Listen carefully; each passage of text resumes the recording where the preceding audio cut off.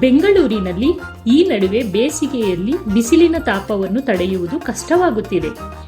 ಹೊರಗೆ ಬಿಸಿಲಿನಲ್ಲಿ ಕೆಲಸ ಮಾಡುವವರಿಗೆ ಇನ್ನೂ ಜಾಸ್ತಿ ತೊಂದರೆಯಾಗುತ್ತಿದೆ.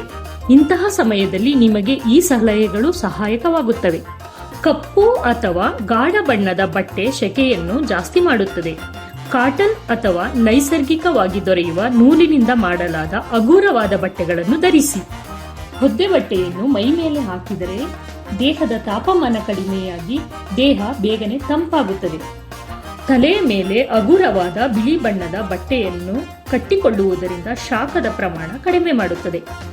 ನಿಮ್ಮ ನೆರಳು ಚಿಕ್ಕದಾಗಿ ಕಾಣಿಸುವಾಗ ಹಾಗೂ ಮಧ್ಯಾಹ್ನದ ಸಮಯದಲ್ಲಿ ಬಿಸಿಲಿನಲ್ಲಿ ಹೊರಗಡೆ ಅಡ್ಡಾಡುವುದನ್ನು ಸಾಧ್ಯವಾದಷ್ಟು ಕಡಿಮೆ ಮಾಡಿ.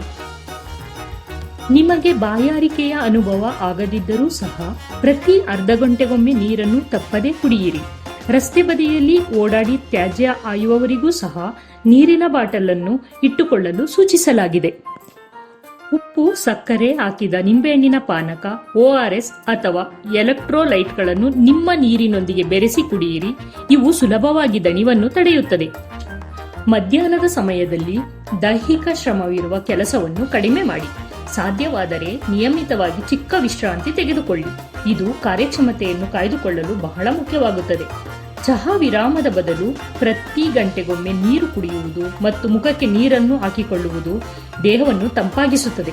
ತಲೆ ಸುತ್ತು, ವಾಕರಿಕೆ ಬರುವಂತೆ ಅನಿಸಿದರೆ ತಕ್ಷಣ ನೆರಳಿನಲ್ಲಿ ಕುಳಿತುಕೊಳ್ಳಿ, ನೀರನ್ನು ಕುಡಿಯಿರಿ. ಈ ಲಕ್ಷಣಗಳನ್ನು ಗಮನಿಸಿದರೆ ಬೇರೆಯವರಿಗೂ ಸಹಾಯ ಮಾಡಿ.